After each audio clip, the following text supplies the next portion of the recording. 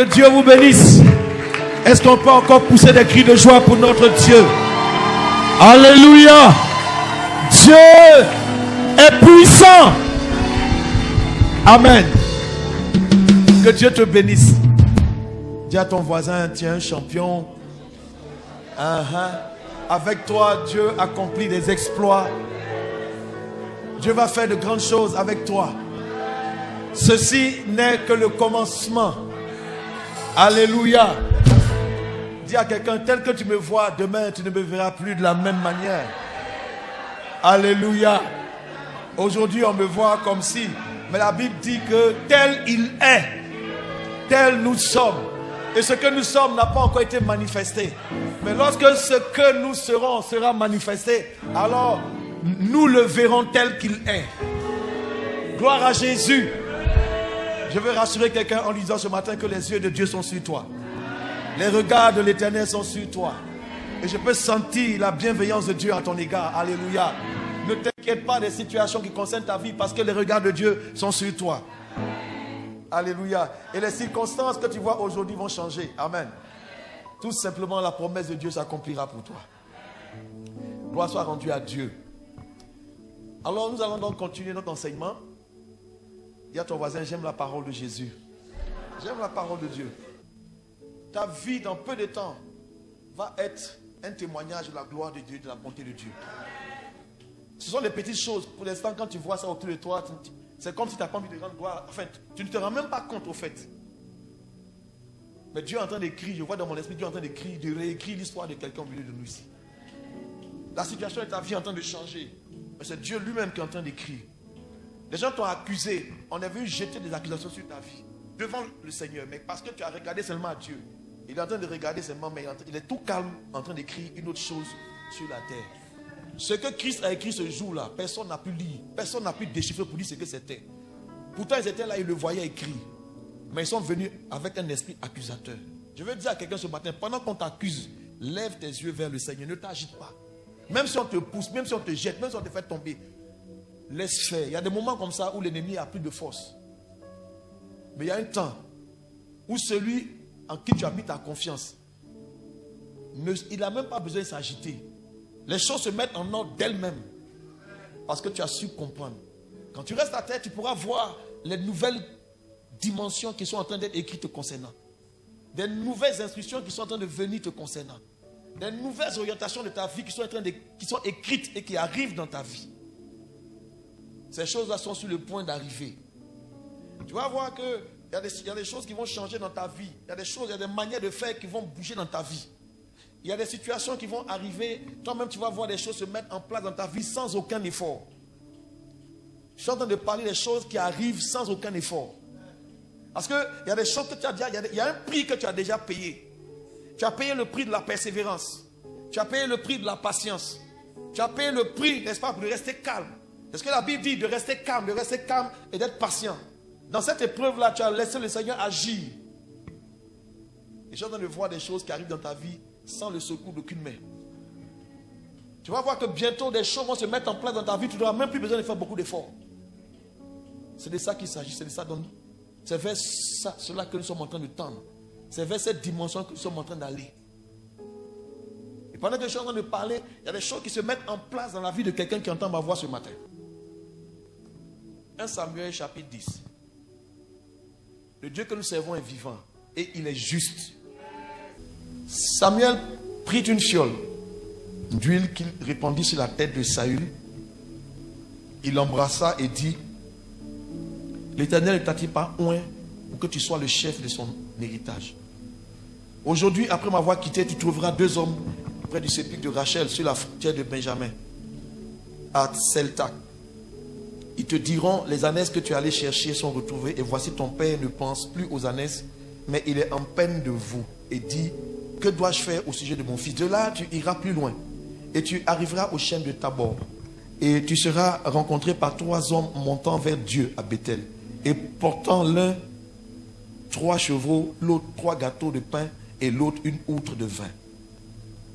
Ils te demanderont comment tu te portes, et ils te donneront 2 pains que tu recevras de leurs mains. Après cela, tu arriveras à Gibéa Elohim, où se trouve une garnison de Philistins. En entrant dans la ville, tu rencontreras une troupe de prophètes descendant du haut lieu, précédés du luth, du tambourin, de la flûte, de la harpe, et prophétisant eux-mêmes. L'Esprit de l'Éternel te saisira. Tu prophétiseras avec eux et tu seras changé en une autre personne ou en un autre homme. Lorsque ces signes auront eu pour toi leur accomplissement, fais ce que tu trouveras à faire, car Dieu est avec toi. Puis tu descendras avec moi à Gilgal, et voici, je descendrai vers toi pour offrir des holocaustes et des sacrifices d'action de grâce. Tu attendras 7 jours jusqu'à ce que j'arrive auprès de toi et que je te dise ce que tu dois faire. Dès que Saül eut tourné le dos pour se séparer de Samuel, Dieu lui donna un autre cœur. Et tous ces signes s'accomplirent le même jour. Lorsqu'ils arrivèrent à Gibéa, voici une troupe de prophètes vint à sa rencontre. L'Esprit de Dieu le saisit et il prophétisa au milieu d'eux. Tous ceux qu'il avait connus auparavant virent qu'il prophétisait avec les prophètes. Et l'on se disait l'un à l'autre dans le peuple, qu'est-il arrivé au fils de Kis? Saül, Saul, est-il aussi parmi les prophètes? Quelqu'un de Gibéa répondit, et qui est leur père? De là, le proverbe, Saul est-il parmi les prophètes? Lorsqu'il eut fini de prophétiser, il se rendit en haut lieu. Au haut lieu. Amen. Je reviendrai encore dessus. Voici ce qui s'est passé. Le prophète Samuel va donner des consignes à Saül. Mais avant de lui dire ce qui va arriver, d'abord, il va poser une action prophétique. Il va prendre de l'huile et il va répandre sur la tête de Saül pour dire que tu es celui que Dieu a choisi pour devenir le prochain roi en Israël. Alléluia. Il va donc recevoir l'onction royale. Alléluia. Il est là, cette cérémonie a lieu parce qu'il avait déjà dit à son serviteur, dis à ton serviteur de passer devant. Il est resté. Donc il y a des situations sur lesquelles Dieu veut traiter avec toi directement. Et il y a des personnes que Dieu va éloigner de ta vie, où il y a des personnes que tu dois toi-même faire attention à mettre devant toi. Parce qu'il y a des dimensions avec Dieu où tu es le concerné, tu es là concerné, Dieu va traiter avec toi d'abord. Alléluia. Il reçoit donc cette huile sur sa tête. Il comprend ce qui est en train d'arriver.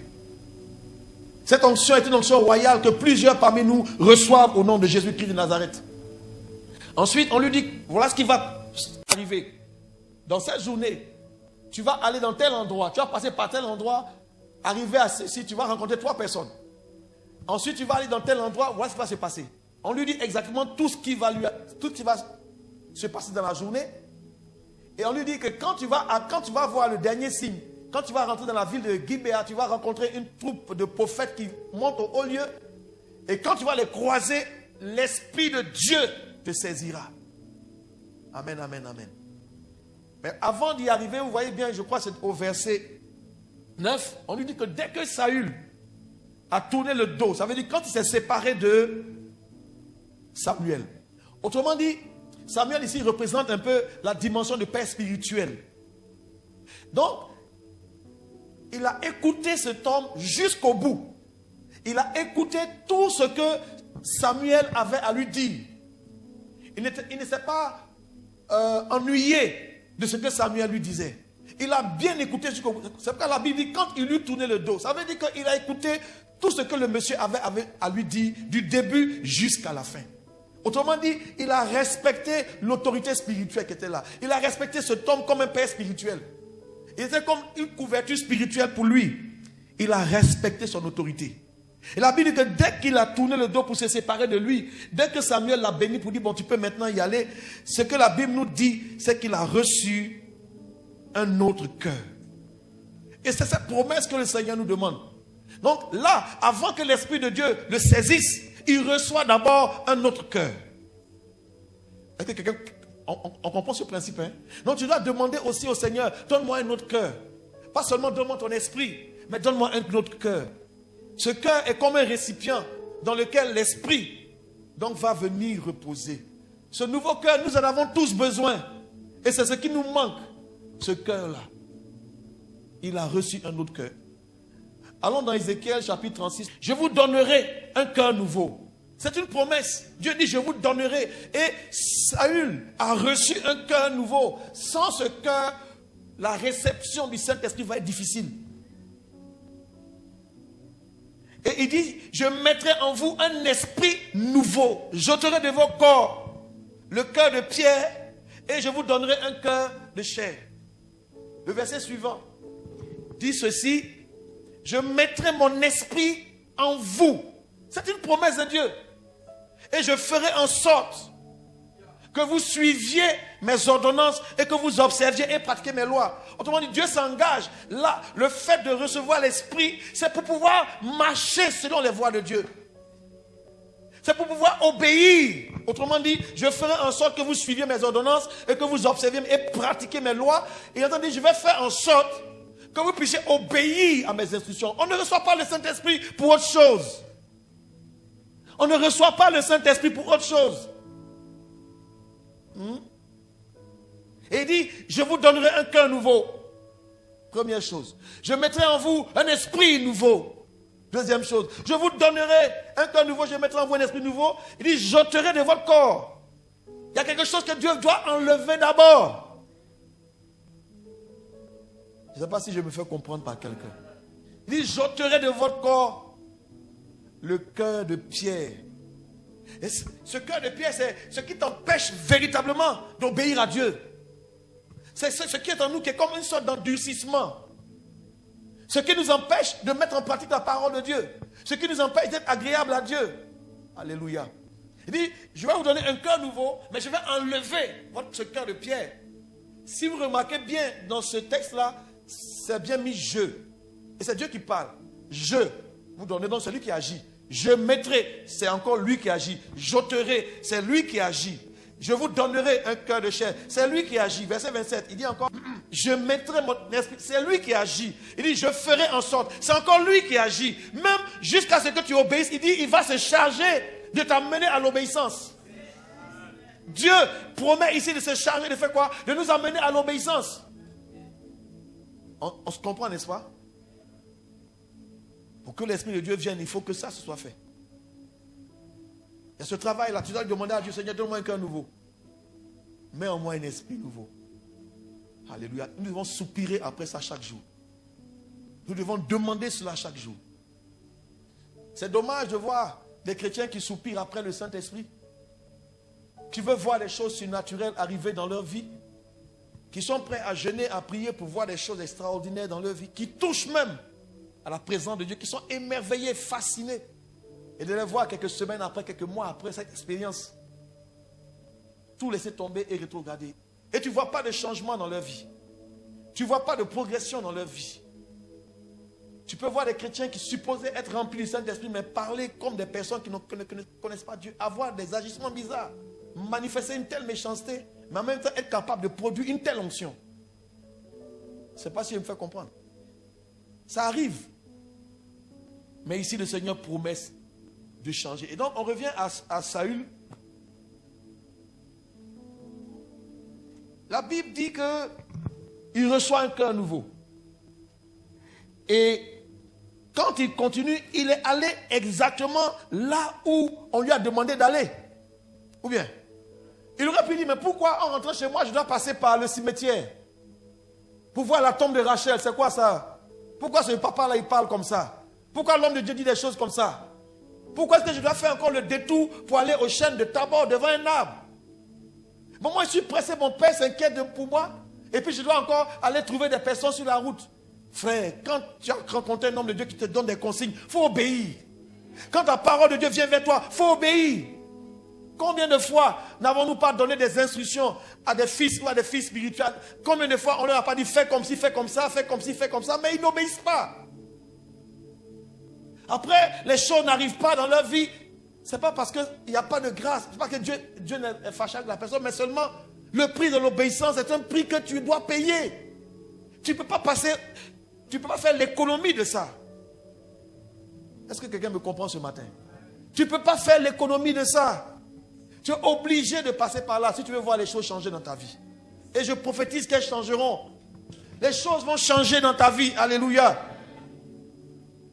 Tu as dû prier aux yeux de Dieu. La seule chose qui manque, c'est de prendre la décision. Dis Seigneur, j'abandonne tout et je laisse tout entre tes mains. Dès que Saül eut tourné le dos pour se séparer de Samuel, Dieu lui donna un autre cœur. Et ensuite on dit tous ces signes s'accomplissent le même jour. Tout ce que le prophète a dit s'est accompli parce qu'il est allé sur le chemin. S'il n'était pas allé à Tabor, il n'aurait pas rencontré ces 3 personnes. C'est parce qu'il a fait ce qu'on lui a demandé de faire que ce qui devait lui arriver est arrivé. Alléluia. Il y a des personnes à qui on demande de jeûner. Non, j'ai jeûné jusqu'à mais arrivé à 16h là, j'ai eu faim. Arrivé à 16h, ton miracle était arrivé. Mais comme tu as mangé, le miracle est reparti. Je ne sais pas si je parle à quelqu'un. On a eu de prendre 3 jours de retraite. Le deuxième jour, on t'a appelé. Et puis tu as dit, non, j'ai envie de sortir pour une urgence. Mais c'était 3 jours. Donc le 3e jour, l'ange venait à la réponse, mais il est arrivé au lieu de retraite, c'était vide. À la chambre 7, c'était vide. Parce que la personne avait été appelée la veille pour aller signer un contrat. Et tu allais maintenant, pendant que tu signes le contrat là-bas, l'ange était dans le lieu avec la réponse pour ton contrat. Et ça s'est mal passé là-bas. Tu as signé pour sortir. Maintenant, depuis que tu as signé, tu ne peux plus travailler. C'est bloqué. Ce qui devait être débloqué là est arrivé. Mais tu n'étais pas là. Vous savez, souvent on reçoit des instructions, mais on commence et puis on passe à côté. Dis à ton voisin qu'il faut obéir totalement. Va jusqu'au bout. Dis-lui, va jusqu'au bout, mon frère. Va jusqu'au bout, ma soeur. Ne te laisse pas distraire. Amen. Les instructions que nous recevons sont très importantes. Ensuite, quand nous lisons, je vais revenir maintenant au verset 6. J'expliquais 2 mots. J'ai commencé à expliquer le mot saisir. Le mot saisir, ça vient du mot hébreu salak. Salak. T-S-A-L-A-C-H. Salak. Qui veut dire, la racine de salak, de saisir, ça veut dire prospérer. Ce qui veut dire que quand l'Esprit de Dieu te saisit, on va monter, on va descendre, tu vas prospérer. Et quand on parle de prospérité ici, ça veut dire, dans le mot prospérité, il faut comprendre ce qui réussit. Quand l'Esprit de Dieu te saisit, tout ce que tu vas faire doit réussir. C'est ce que la Bible dit. Salak. Si tu ne réussis pas, ça veut dire que Dieu ne t'a pas saisi. Mais si tu es conscient qu'il t'a saisi, si tu as vécu cette saisie-là, sois sûr que ce que tu vas faire doit réussir. Et ça va réussir au nom puissant de Jésus. Salak, ça veut dire le succès. Salak, quand il t'attrape, il ne va pas t'attraper doucement. Il te saisit fort. Pour ne pas te lâcher, pour que chemin faisant, rien ne t'arrive. Il te prend d'un endroit A pour t'emmener d'un endroit B. C'est ça, là, saisis-le. Quand on parle de saisie, on dit on t'attrape pour t'emmener quelque part. Donc là où on t'a saisi, pour t'emmener à un autre endroit où tu dois répondre. La prospérité t'attend, viens. Le succès t'attend, viens. La réussite est là, viens. Tu ne tomberas pas chemin faisant. Salak. Prospérer. La chose, quand l'Esprit de Dieu te saisit, il y a un développement qui prend place en toi. Quand l'Esprit de Dieu te saisit, il y a quelque chose, il y a un mouvement qui se pousse, qui se crée en toi vers le but de Dieu à atteindre. Quand je parlais également le dimanche dernier, mais j'ai dit rapidement, saisie, il y a beaucoup de sens. Il y a beaucoup de dimensions dans saisie. Quand on te saisit, il y a des choses en toi qui doivent disparaître. Il dit, je vais ôter. Il y a des choses qui vont disparaître. Quand on dit, ils ont saisi sa moto. C'est-à-dire que le monsieur avait une moto, mais ils ont saisi. La moto n'est plus là. Ils ont saisi ses biens. On a saisi sa maison. Non, quand l'Esprit de Dieu te saisit, il y a des choses qui vont disparaître dans ta vie que lui-même il va enlever. Es-tu prêt à perdre? Jésus l'a dit, celui qui perdra sa vie la retrouvera. Donc, qu'est-ce que tu es prêt à perdre? Donc, on ne peut pas prier pour recevoir le Saint-Esprit. Il faut voir des gens groupés. On dit, le Saint-Esprit est là, dans cet endroit. Venez, où ils vont partir, mais ils ne sont pas prêts à perdre. Quand tu vas leur expliquer ce qu'ils doivent perdre, ils ne sont pas prêts. C'est qu'on veut recevoir sans perdre. Mais dans le mot saisir, il y a aussi ce que tu perds. Ce qui est confisqué. Ce qui est pris. Ce qui est enlevé. Ça doit arriver dans ta vie. Quand l'Esprit de Dieu te saisit, tu peux perdre même ton honneur. Quand l'Esprit de Dieu te saisit, tu peux perdre ton travail. Oui, il y a des choses que tu vas perdre. Quand l'Esprit de Dieu te saisit, tu peux perdre beaucoup de choses. Quand l'Esprit de Dieu commence à saisir la vie d'une personne, il y a des choses qu'il enlève.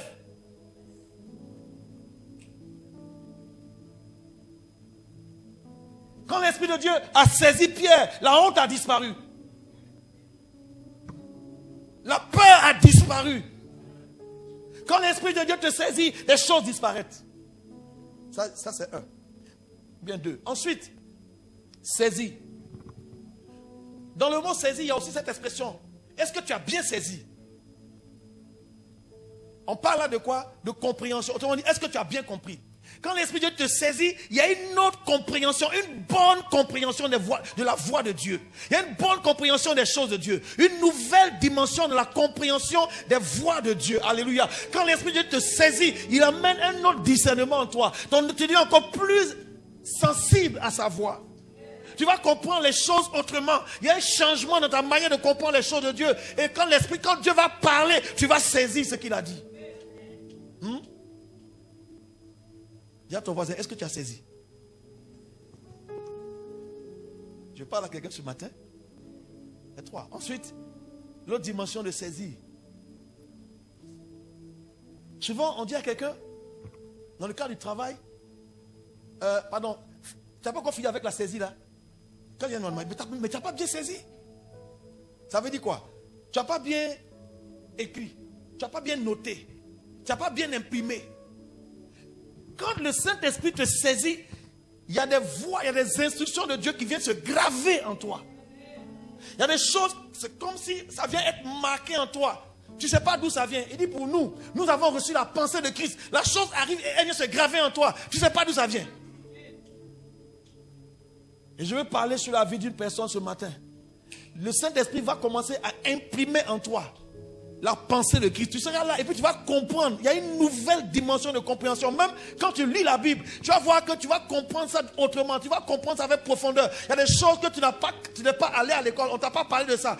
Tu n'as pas lu ça quelque part. Tu n'as pas entendu ça quelque part. Mais tu étais là subitement quand l'Esprit te saisit. Il y a une nouvelle compréhension. C'est imprimé en toi. Tu ne sais pas d'où ça vient. Mais tu comprends la chose différemment. Tu comprends la chose autrement. Tu comprends la chose avec plus de profondeur. Tu comprends la chose avec plus de clarté. Souvent, tu n'as même plus besoin de prendre des notes. C'est gravé en toi. Une saisie arrive sur toi. Je veux prophétiser ce matin des saisies. L'Esprit de Dieu, les saisies se produisent en toi. Et ces choses sont scellées en toi. Alléluia. Shalak. Dans le verset 6, on dit également, tu seras changé. Dis à ton voisin, tu seras changé. Le mot changer ici, c'est, comment on dirait, c'est hafak. Hafak. H-A-P-H-A-K. Hafak. La partie là, avant d'expliquer ce que c'est, moi j'ai demandé, qui veut hafak? Il y a eu les mecs. Bon, qui veut? Bon, écoutez, il dit, l'Esprit de l'Éternel te saisira. Tu prophétiseras. Il y aura une manifestation de dons spirituels. Ça, c'est pas un problème. Maintenant, il dit, tu seras changé en un autre homme, autrement dit, en une autre personne. Hafak, ça veut dire détruire quelque chose. Hafak, c'est comme, on dit, secouer avec la dernière énergie. Quelque chose qui est secoué. Hafak. Quand on parle de Hafak, c'est quelque chose qui est ils ont tellement secoué que ça a renversé et ça a détruit quelque chose. Hafak. C'est comme si on dit mélanger pêle-mêle. Donc quand il y a Hafak, il y a un bouleversement qui se produit en toi. Première chose, il y a un bouleversement. Il y a des choses, c'est comme si c'est devenu obsolète pour toi. C'est comme si tu as des convictions. Quand on dit il sera changé là, Hafak, ce n'est pas changement, tu as changé d'habit. Le changement se produit à l'intérieur. C'est un changement de paradigme. C'est-à-dire que ce en quoi tu croyais, les convictions que tu avais. Quand l'Esprit de Dieu te saisit, quand il amène le hafak, ça veut dire que tout ce que tu savais jusqu'à ce que tu sois saisi, il enlève tout et puis il imprime une nouvelle chose. Est-ce que tu es prêt à remettre en cause tout ce qui est des convictions pour toi jusqu'à aujourd'hui? C'est ça que veut dire hafak. Moi, ça m'a bouleversé. Hein? Alors, on est en juin, mai, avril. Depuis avril, 2 ou 3 semaines avant Pâques, je suis dans la fac là depuis là, je ne sors pas. C'est-à-dire que cette fois-ci, la fête de Pâques, ça a été comme une porte d'entrée pour 2023 là. Hein. Et si vous vous souvenez, là j'ai parlé des 7 avantages de la croix. C'était comme un tunnel. Moi je pensais que c'était juste pour... C'est comme un tunnel depuis je ne sors pas. Et on arrive depuis Pâques, on arrive dans le tunnel jusqu'à la Pentecôte. C'est comme si c'est la même chose. Et c'est la même chose qui continue. Et il y a quelque chose qui est en train de me bouleverser, de me chambouler, de me mélanger, de détruire en moi tout ce qui était conviction, tout ce qui a fait ma conviction de marche jusqu'à aujourd'hui. Toutes ces choses sont en train d'être renversées au profit de quelque chose d'autre qu'on appelle la grâce. Je veux dire que ça peut arriver. Quelque chose peut venir te bouleverser. Tu ne comprends plus les choses de la même manière. Il y a une nouvelle chose qui vient s'imprimer, qui devient maintenant une instruction de Dieu pour toi. Marche comme ça. Et du coup, tu as le sentiment, mais tu n'es plus à l'aise avec. Hafak. Est-ce que vous avez déjà vu un tremblement de terre ou un grand cataclysme? Juste les instants après, quand les secousses sont terminées, qu'est-ce qui se passe? Vous voyez, tout est en décombre, des gravats, tout est... Et puis maintenant, imagine, tu sors des décombres. Tu vois, tout de suite, qu'est-ce que tu peux construire? Quand Hafak arrive, c'est comme ça que ta vie se trouve. Tu te retrouves. Il dit, il y a une partie de la Bible. Il dit, nous n'avons pas à lutter contre la chair et contre le sang. Quelqu'un a lu ça? Mais il dit quoi? Mais nous renversons quoi? Des forteresses. C'est que les raisonnements, nous les renversons. C'est ça, Hafak. Et nous amenons toute pensée pour ça, captive à l'obéissance. C'est-à-dire que la chose t'a attrapé et on te fait passer de tes convictions. Et quand il te saisit, il y a ce changement, il y a une nouvelle façon de voir les choses. Et c'est ça qui crée en toi. Quand il y a ce changement en toi là, c'est ce qui fait que tu ne peux plus pécher. Il y a des manières de fonctionner. Quand tu vas vers là même, ça peut t'attirer, mais tu ne peux pas céder. Pourquoi? Parce qu'il y a eu un changement. La chose que tu pouvais faire hier, mais parce que ça a changé dedans, tu ne peux plus faire ça. Je ne sais pas si tu vois. Et il y a même des personnes qui se posent des questions, mais pourquoi? On est ensemble, mais il faut faire, même si on te pousse, même si on te donne l'argent. Tu ne sais pas pourquoi, mais tu ne peux plus faire ça. Moi, j'ai dit à quelqu'un comme ça, il s'est fâché avec moi, il dit non, mais je ne peux pas faire ça. Il dit ah bon? La personne me demandait quelque chose. J'ai dit non, mais voilà ce que Dieu me demande maintenant, où je suis arrivé. Il dit il faut laisser ça. Ça, c'est un pasteur. Non, il faut laisser ça. Bon, faisons ça. Il dit, mais on faisait ça. Il dit, oui, mais vraiment, oui, j'arrive. Il ne peut plus faire. Et puis, il dit, ah bon, donc tu te prends pour qui? Et puis, il s'est fâché avec moi. Bon, moi-même, je suis allé devant lui. Il dit, mais bon, j'essaye, mais je ne peux pas. Pourquoi? Quelque chose, Hafak, a changé. Tout à l'heure, j'ai demandé, qui veut Hafak? Tu as levé ta main, hein? Tu as levé ta main, ce n'est pas moi. Parce que quand l'Esprit de Dieu te saisit, la suite, c'est qu'il va faire quoi? Tu seras changé, tu seras quoi? Hafak. Tu deviendras une autre personne. Ce n'est pas parce que quand cette nouvelle personne que tu deviens, ce n'est pas des efforts. Ce n'est pas par tes propres efforts. Mais c'est parce qu'il y a eu un changement. Tu seras changé. Il n'a pas dit que tu vas te changer. Mais il dit quoi? Tu seras. C'est-à-dire que ça vient de quelqu'un d'autre. Laissez-moi dire à quelqu'un ce matin que tu peux faire des efforts pour marcher dans la sanctification et puis tu tombes, tu relèves, tu pleures. Mais ça ne veut pas dire que tu n'es pas sur le bon chemin. Simplement, il n'y a pas encore eu ce quoi? Hafak. Et ce n'est pas toi qui produis ça. C'est quand l'Esprit de Dieu te saisit, il produit ça aussi. Mais déjà, ça arrête. Dès que l'Esprit de Dieu arrive, et il veut tout de suite prophétiser.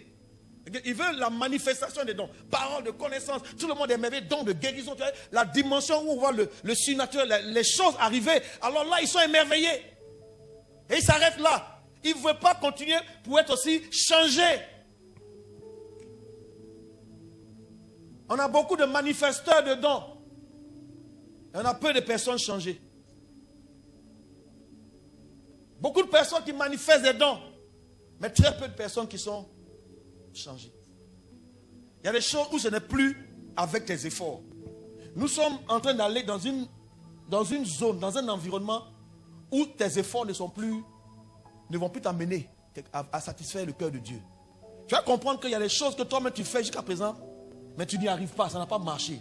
Le temps est venu pour que tu cèdes, que tu lâches prise. Je veux dire, que tu lâches prise et que tu laisses Dieu maintenant faire. Mais que tu comprennes qu'il y a quelque chose qui doit se passer en toi. C'est quoi la Bible dit, 2 Corinthiens 5, verset 17, si quelqu'un est en Christ, quelqu'un a lu ça? Il est quoi? Une nouvelle. Ça veut dire qu'il y a hafak, les choses anciennes sont passées et voici, toutes choses sont devenues nouvelles. Mais le problème c'est que ça commence dedans. Moi, pour ce qui me concerne, la chose là a pris place. Ça fait 3 mois. Enfin, c'est cyclique. Dieu t'amène de progrès en progrès, de transformation en progrès. Le niveau où nous sommes arrivés, où ce que j'ai compris, frère, que la grâce de Dieu, c'est la grâce de Dieu. On a dit à Saul, prends le morceau. C'est réservé pour toi. Souvent, il y a des choses que Dieu te réserve, mais on ne dirait pas. Il ne sait pas, non, c'est trop pour moi. Non, pourquoi même moi, j'aime ça. J'ai changé. Hafak. Je fais quoi? Je prends. On dit prends. Avec tout ce qui est autour. Et qu'il y en a beaucoup. Et il dit mets ça devant toi. Et fais quoi? Mange. Ah, ils sont foutus avec moi. Moi, j'avais faim depuis longtemps là. C'est que... Souvent, on pense que par nos propres efforts, on va arriver ici, on va arriver là-bas. Ça, c'est la loi du mérite. Je vais revenir dessus. Mais quand je parle de la grâce n'est pas une récompense. C'est différent. Il y a des choses que tu as faites, tu mérites quelque chose. Hein? Tu mérites une récompense, oui. Mais la grâce n'est pas une récompense. La grâce, c'est ce qui nous est donné. Combien même on a mal fait. Et on ne regarde pas à ce qu'on a mal fait, mais quelqu'un a bien fait pour nous. Il s'appelle Jésus-Christ de Nazareth. Et parce qu'il a déjà bien fait, je n'ai plus besoin de faire des efforts dans certains domaines. Je dois regarder à ce qu'il a fait. La chose là a bouleversé ma manière de comprendre. Depuis 3 mois, je suis sans dessus-dessous. Je suis en train d'être bousillé dedans. Je suis en train d'être piétiné. Et que chaque jour, c'est comme des coups de pied. Bah, laisse ça, je ne comprends plus. Je suis à la maison, je ne fais plus rien. Il dit, moi, je disais ça à mon fils Malik. Il dit, mon fils, il m'a dit, le vieux, il dit, pousse, va, dis encore. Parce que où tu t'en vas, on veut aussi. Il dit, c'est trop compliqué. Des choses que tu comprenais hier, il dit, non, c'est plus valable aujourd'hui. Pas que c'était pas bon, non. Mais où je m'en vais avec vous là, ça là, c'est plus nécessaire. Maintenant là, compte seulement sur ma grâce. Il dit, c'est quoi l'histoire? C'est quoi l'histoire? J'arrive, il dit, mais est-ce qu'on va s'en sortir un jour? Mais on est déjà sorti, et puis on pense qu'on va s'en sortir, alors que tu es déjà sorti. Le monsieur est déjà sorti, mais tu n'as pas besoin de chercher à s'en sortir, il est déjà sorti. Ah, je n'ai pas parlé à quelqu'un. On veut te faire croire que tu es encore dans la chose, alors que lui, il est déjà sorti. Proclame simplement, s'il est sorti, c'est que moi aussi, non, je suis déjà sorti. Oh, je n'ai pas bien parlé à quelqu'un. Non, le truc est compliqué. Hafak. Quand la chose là t'a saisi, toutes tes convictions deviennent caduques. En un instant, ça disparaît. Et c'est à ça que Dieu nous appelle. L'Esprit de Dieu va te salac. Tu prophétiseras. Tu manifesteras des dons spirituels. Et tu seras quoi? Hafak. Quelqu'un a compris ça? Quand Hafak là arrive, c'est la meilleure chose qui ait pu t'arriver. J'ai dit, mais Seigneur, c'est pas possible. Oh, c'est déjà arrivé. Il a déjà payé le prix pour ça. Et il attend que tu comprennes qu'il a payé le prix, que tu n'as plus besoin de faire ça, ces efforts-là. Attends, le prix est déjà payé. C'est ça, il dit, ça bouleverse là. Hafak, bouleversement. Et Hafak veut dire aussi tourner le dos. C'est-à-dire que la chose qui a été renversée en toi, tu ne peux plus revenir dessus. Tu tournes le dos et puis tu vas dans la direction opposée où il y a ce nouveau qui est tendu vers toi. Tu ne peux plus revenir en arrière. Quand il y a Hafak, tu ne peux plus reconstruire ce que lui, il est en train de détruire dans ta vie. Je ne sais pas si quelqu'un est en train de comprendre avec moi. Il y a des choses que tu ne pourras plus faire comme avant. Ça ne marchera plus. Que le Seigneur nous aide. Alléluia. Vous allez voir, verset 10. Lorsqu'ils arrivent à Gibéa, on lui a dit là-bas, il y a une garnison de Philistins. Il n'a pas eu peur. Philistins ou pas, militaire ou pas, rebelle ou pas, machin. Il n'a pas eu peur. Il est arrivé là-bas quand même. C'est là-bas où il allait. Il est arrivé là-bas. Au verset 10. Dès qu'il arrive là-bas, verset 10. Comme on lui avait dit, une troupe de prophètes sort et vient à sa rencontre. Qu'est-ce qui se passe? L'Esprit de Dieu fait quoi? Le saisit. Salak. Automatiquement, les dons se manifestent. Vous faites avec eux, il est au milieu d'eux. Plus tard encore, l'Esprit de Dieu va le saisir. On dit là, après il a fini. Ça veut dire que quand l'Esprit t'a saisi, puis il te laisse là. Les dons se manifestent plus. Donc ce n'est pas toi qui... Comment je peux dire? Comme nos gens de maintenant là. C'est quand tu veux, tu manifestes ça. Et puis tu arrêtes. Puis tu manifestes et puis tu arrêtes. Ça veut dire que c'est toi qui as saisi l'Esprit. C'est toi qui l'as saisi. Et puis tu le pousses à faire quand tu veux. Où est la chose, non? Oh, quand l'Esprit te saisit, c'est lui qui te dit de faire. C'est lui qui te pousse à faire. Donc quand il t'a saisi, tu peux être devant les malades et puis tu ne parles pas à un seul malade. Il a fait ça avec Jésus. Dans cette fameuse piscine. Hein? Il y avait plein de malades autour. L'Esprit te saisit, il vient là. Tous les malades qui sont là, il n'a pas guéri un.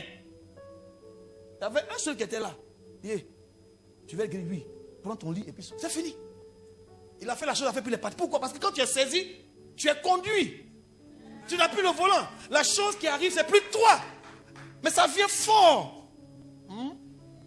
Voyez, on a des personnes qui sont devant, ils maîtrisent l'esprit. Hein? Maîtrisent l'esprit. Mais quand l'esprit vient, eux le savent. Ah, j'étais hier aujourd'hui, viens. Allons, on va faire des choses aujourd'hui. On va opérer ça. Que Dieu t'aide. Mais il n'a qu'à me saisir. Et que tu peux être là, ce n'est pas tous les jours que Dieu va faire des miracles avec toi. Tu peux être en train de prêcher, puis rien ne se passe. Et puis un autre jour, tu es en train de prêcher. Pendant que tu prêches même, quelqu'un qui la chaise, tout est mélangé. Là, tu sais qu'il est en train de travailler. Tu travailles avec lui. Mais quand il te saisit, il n'y a plus d'effort. C'est toi qui opères, hein? Mais c'est lui qui est en train de faire. Il n'y a plus d'effort. Je suis en train de parler de cette dimension où il n'y a plus d'effort. Quand il t'a saisi là, il n'y a plus d'effort. Si tu le laisses en train de faire ton hafak, opérer ce changement en toi, il n'y a plus d'effort. Tu vas voir que hier, quand quelqu'un tape son tam-tam, net, tu dois faire le tam. Mais quand il a fait de hafak, les gens viennent, ils tapent, jusqu'à tu prends de l'eau pour leur donner. Vous tapez bien. Mais est-ce que vous pouvez aller taper un peu plus loin, s'il vous plaît? Il dit, aïe, mais on n'a pas dit que le monsieur là, c'est un vrai bêté. On a tapé tous les sons depuis là, il ne danse pas. Il ne danse pas, mais ce n'est pas possible. Ils vont taper, non, si vous voulez même mettez 3 djembés, mettez 4 tam-tam, tapez. Tu es là, tu es serein. Même si ton pied bouge quand même, mais il y a eu hafak. En fait, je dois dire que ce changement-là vient avec le Saint-Esprit. C'est lui qui opère cette chose en nous. Amen. L'homme de Saül dit à Saül et à son serviteur, où êtes-vous allés? Mais tout le monde est au courant de la ville. Ça c'est son oncle, non? C'est-à-dire que c'est le frère de son papa. Il est au courant que son frère a perdu ses années. Il est au courant, il est dans le pays, c'est qu'il a envoyé son fils. Maintenant il pose la question, où êtes-vous allés? Il y a des choses, il y a des situations, il faut pouvoir discerner. Mais il a déjà été saisi. Donc il a été aussi Salak et puis Hafak. Donc là, il comprend la dimension, il comprend la fréquence. Où êtes-vous allés? Ça a répondu, chercher les ânesses. Mais nous ne les avons pas aperçus et nous sommes allés vers Samuel. L'homme de Saül reprit, raconte-moi ce que vous a dit Samuel. Hey, ton papatoya commence. Raconte-moi. Quelqu'un dit histoire, tu le racontes. Et tu te verses comme ça. C'est pas partout on raconte. Lisons. Parce que l'oncle là, tu ne sais pas ce qu'il va aller faire contre toi. Ton problème, c'est que tu as trop vite parlé. Raconte. Et Saül répond à son oncle. On allait voir Samuel. Il nous a assuré que les ânesses étaient retrouvées. On dit quoi? Et il ne lui dit rien de la royauté dont avait parlé Samuel. Ça veut dire qu'il n'a pas tout dit. C'est pas tout on dit. Ton problème, tu es allé dans un bon moment d'intimité, Dieu t'a parlé, tu es tellement émerveillé, je vais faire ça, je vais faire ça. Dès que tu sens, tu es content, la première personne, hey! Oh, dis-moi, je vais dire. Demande-moi, je vais dire. Oh, demande-moi, je vais dire. Je te demande, dis. Hey! Et puis tu dis. C'est parce que tu as dit que la chose ne s'accomplira pas. Ou bien, je suis en train de dire à quelqu'un, tu as trop vite dit. Tu pensais que c'était quelqu'un en qui tu pouvais avoir confiance, tu as parlé. C'est justement parce que tu as dit là, que la promesse ne s'est plus accomplie. Pourquoi? Parce que c'est tombé dans l'oreille de quelqu'un qui ne veut pas que la chose arrive. Et il y a des personnes comme ça autour de toi, autour de moi, autour de nous. Ce n'est pas tout on dit. Est-ce que c'est clair? Samuel convoque le peuple devant l'Éternel à Mispa. Mispa, ça veut dire la tour où on peut observer. Il est en train de dire au peuple, là où je me tiens, là où je peux voir ce que Dieu est en train de faire, venez à cet endroit-là. Là où Dieu va parler, là où il y a celui qui a l'œil ouvert pour observer les mouvements de Dieu dans les cieux, en esprit. Il dit aux enfants d'Israël, ainsi parle l'Éternel. J'ai fait monter d'Égypte Israël, je vous ai délivré de la main des Égyptiens, de la main de tous les royaumes qui vous opprimaient. Et aujourd'hui, vous rejetez votre Dieu, qui vous a pourtant délivré de tous vos maux, de toutes vos souffrances. Et vous lui dites, établis un roi sur nous. Présentez-vous maintenant devant l'Éternel, selon vos tribus et selon vos milliers. Samuel fit approcher toutes les tribus d'Israël et la tribu de Benjamin fut désignée. Il fut approché la tribu de Benjamin par famille, comme on va faire samedi là. Et la famille de Matri fut désignée. Puis dans cette famille, Saül, fils de Kis, fut désigné. On le chercha, mais on ne le trouva pas. C'est-à-dire que quand la dimension de royauté arrive, quand il y a des choses que toi-même tu sais que c'est tellement lourd que tu ne peux pas assumer. Ici, même si tu te caches, je suis en train de parler à quelqu'un, même si tu te caches, tu ne peux pas empêcher le choix de Dieu. Même si on veut te cacher, là où nous sommes en train de partir, tu seras désigné. Là maintenant, lui il savait, il avait déjà où est le monsieur. Mais devant tout le peuple d'Israël, il faut qu'il le montre. Un temps arrive où Dieu va te montrer au milieu de tout le peuple, même si tu te caches, même si tu crois que tu es le plus petit, même si tu veux dire non, c'est pas moi, tu te caches, on va aller te chercher là-bas. La Bible dit, on a continué à consulter Dieu. Est-ce qu'il y a encore un homme ici? Est-ce qu'il y a quelqu'un ici? On dit, Dieu dit, le voici, il est caché où ça? Un roi qui est devenu quoi? Bagagiste. Il y a ton voisin, tu es un roi. Dieu dit, sors derrière le bagagiste. La Bible dit, on alla le chercher. Vous savez, au verset suivant.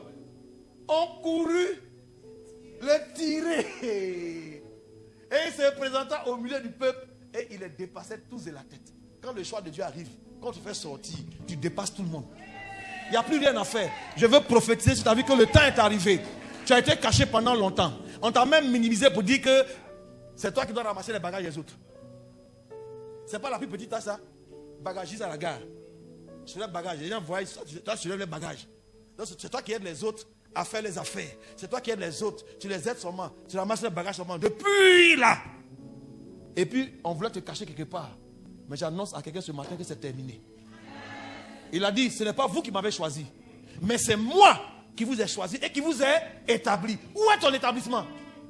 La période arrive. Nous sommes en train d'entrer dans cet environnement où Dieu va te choisir. Et quand il va te révéler, tu seras plus grand que tous ceux qui sont là. C'est des choses qui se passent en esprit. Tu vas tous les dépasser. On voulait appuyer ta tête pour faire rentrer en bas de l'eau. Mais tu les dépasses tous. Comment tu es plus grand que quelqu'un? Comment il va faire pour appuyer ta tête alors que tu es plus grand que lui? Il ne peut plus toucher ta tête pour appuyer. Pendant que je suis en train de parler, des personnes sont en train d'être émergées. Comprends l'esprit prophétique. Comprends l'esprit prophétique. Alors, Samuel dit à tout le peuple, voyez-vous celui-ci que l'Éternel a choisi? Même si les gens disent on ne le voit pas, au nom de Jésus, ils te verront. Non, j'ai mal parlé. Au nom de Jésus, ils te voient. Est-ce que vous voyez? Celui que Dieu a choisi, celle que Dieu a choisi.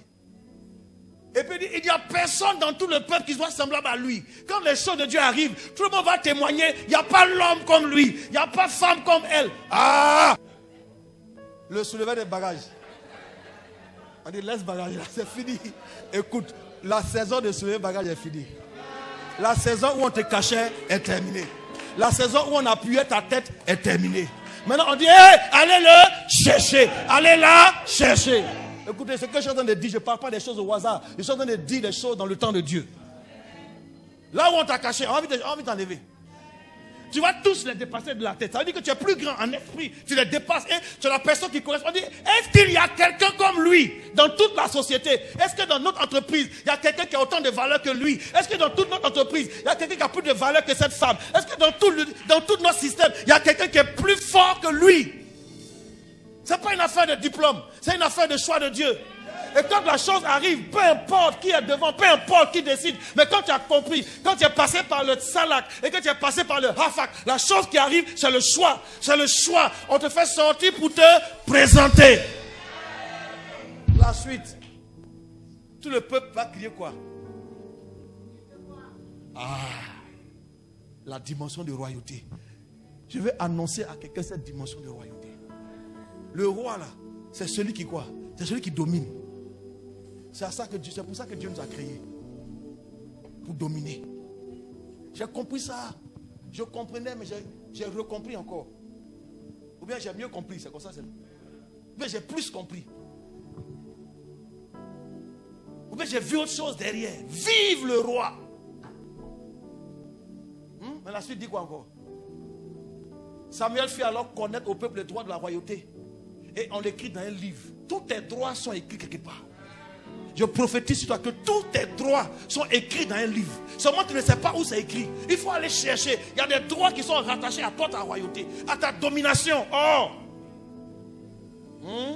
Pourquoi? Le morceau qu'on a donné à Saül, c'est l'épaule droite. C'est l'épaule. Symbole de quoi? D'autorité et de pouvoir. Dans l'armée, c'est où on met les galons. Mais sur les épaules. Donc le morceau qu'on lui a donné de manière, quand il a mangé devant tout le peuple, c'est pour dire que celui-ci désormais est celui qui va avoir quoi? L'autorité. Ésaïe 22 verset 22. Je mettrai sur son épaule. Je mettrai quoi? Qu'est-ce qu'on va mettre sur toi, ton épaule? Tu n'as pas encore compris. Je suis en train de parler de ton épaule droite. Je parle de ton épaule. On me dit ceci dans les Écritures. Je mettrai sur son épaule la clé de la maison de David. Quand il l'ouvrira, nul ne fermera. Et quand il fermera, nul n'ouvrira. Voici tes droits. C'est sur ton épaule. Il y a des dimensions où personne ne peut plus fermer. Ça veut dire qu'il dit je mettrai sur ton épaule la clé de la maison. C'est pas, il n'a pas dit je vais te donner la maison. Non, les clés de la maison. Ça veut dire que quand quelqu'un a les clés d'une maison, la maison de David c'est la maison du roi. David est le plus grand roi qui ait jamais opéré en Israël. Il dit il va te donner la maison de David. C'est pourquoi Christ en venant, on l'a appelé le fils de David. Pourquoi? Parce qu'il est celui qui doit succéder. Ah, je parle à quelqu'un ce matin. La clé est où ça? C'est où ça? Sur ton épaule. Tu es appelé à ouvrir et puis personne ne pourra fermer. Tu es appelé à fermer et puis personne ne pourra ouvrir. Tu peux parler sur un contrat, fermer le contrat et puis le contrat est fermé. Personne ne peut avoir ça si ce n'est pas toi. Pourquoi? Parce que tu sais à qui tu appartiens. La clé de David est sur ton épaule. C'est parce que tu n'as pas compris. Quand l'Esprit de Dieu te saisit, quand il te change, la clé est désormais ça sur tes épaules. C'est pourquoi quand on te voit, ce n'est pas ta tête qui est prise, mais ton épaule. Oh. Et Jésus l'a dit, Matthieu 18, il a dit, tout ce que vous lirez sur la terre sera lié dans les cieux. Et tout ce que vous délirez sur la terre sera délié dans les cieux. Autrement dit, il nous donne une clé. Il dit les portes du séjour des morts ne pourraient pas tromper compte. Pourquoi? Parce que tu as les clés. Les portes de la mort. Toi tu viens, tu dégages ça. Il n'y a rien à faire. Tu viens et tu as toutes les clés. Tu viens en même temps. Quelle que soit la porte qui est fermée devant toi, avec la clé que tu as, boum, tu ouvres. Même si ça coince, l'huile coule. Bra, c'est terminé. Hey, il n'y a pas parlé à quelqu'un. Toi, on dit il y a la clé sur ton épaule. Tu ne veux pas utiliser la clé sur ton épaule. Tu veux utiliser la clé qui est sur mon épaule. Ça ne marche pas comme ça. À chacun son épaule. À chacun son épaule. Dis à ton voisin, à chacun son épaule.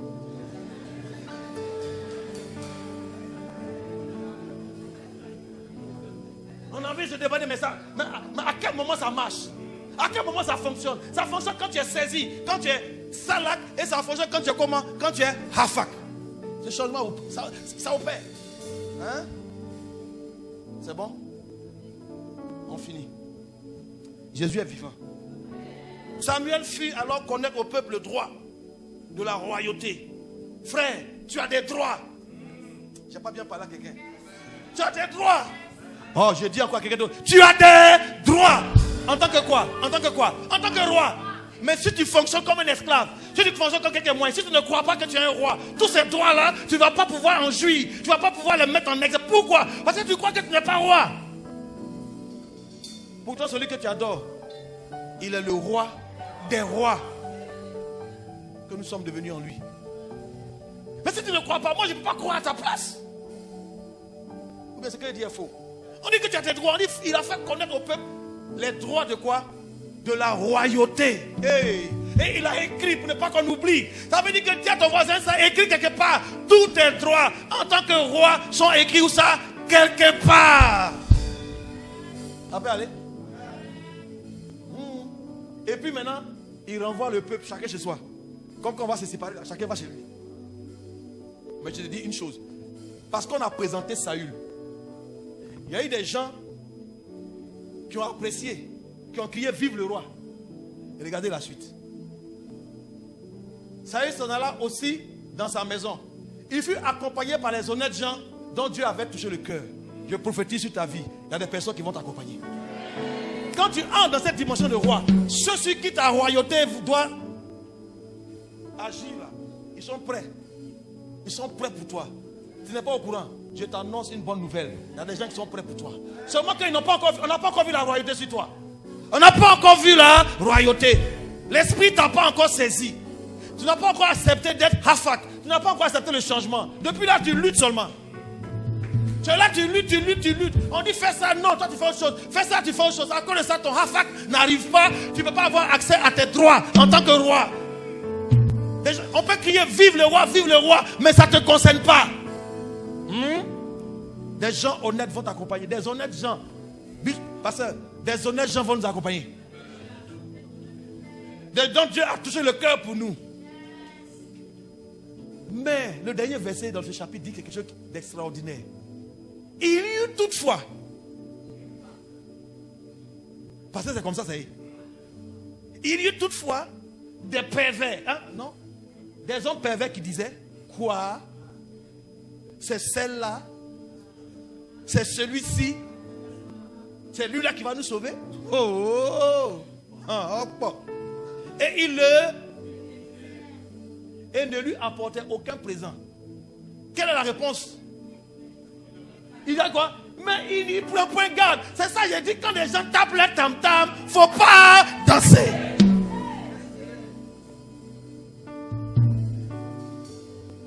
Pourquoi il le méprise? Il est dans sa ville, à Gibéa, c'est là, on appelle Gibéa de Saïl. C'est là que Saïl habite. Il est le plus beau dans la ville, tout le monde le connaît. Toutes les jeunes filles l'aiment. Alléluia. Il était un bon parti. Il est bien grand, tout le monde le considérait. Alléluia.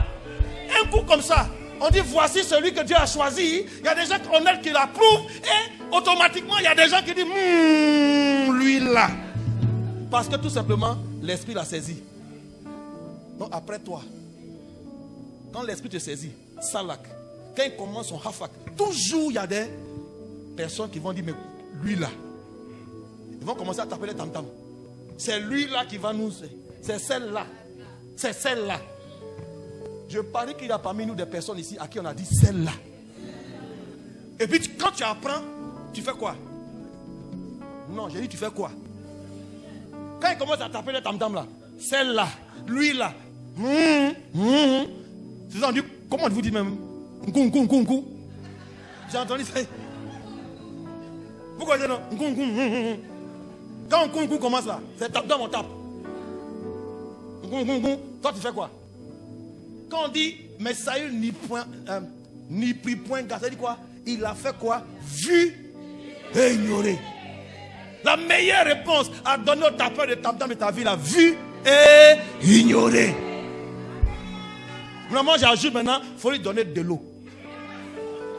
Vous voyez, tam-tam là, quand il boit de l'eau, et puis on n'a pas dansé, il s'arrête. Quand il tape, il transpire.